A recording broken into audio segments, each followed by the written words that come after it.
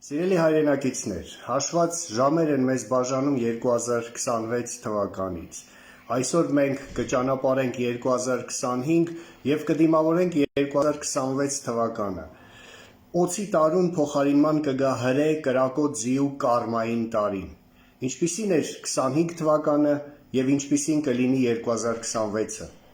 2025 թվականին Հայաստանում իշխանական ներկա ռեժիմը ցավոք սրտի շարունակեց իր կործանարար ու ապազգային գործունեությունը մեր ժողովրդի ազգային շահերի, իրավունքների, արժեքների, ինքնության և արժանապատվության դեմ։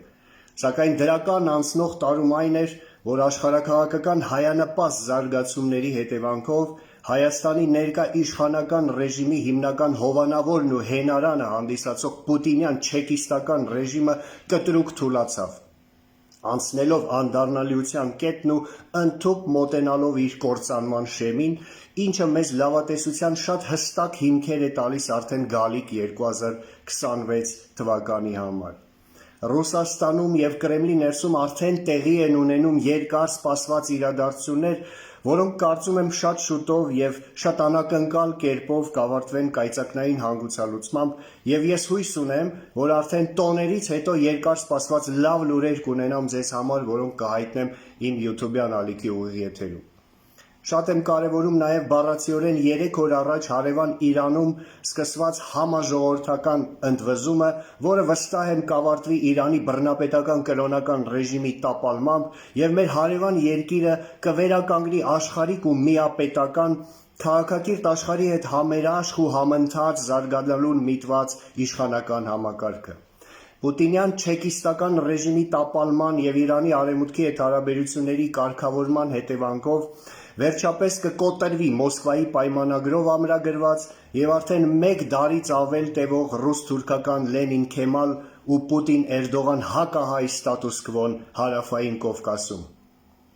Դա վերջապես անհրաժեշտ բոլոր նախադրյալները կստեղծի գալիք տարում Հայաստանի ազատագրման ու մեր երկրում ազգային իշխանության ձևավորման համար, և ես վստահ եմ, որ հայ ժողովուրդը իր քայլը անպայման կանի այդ ուղղությամբ։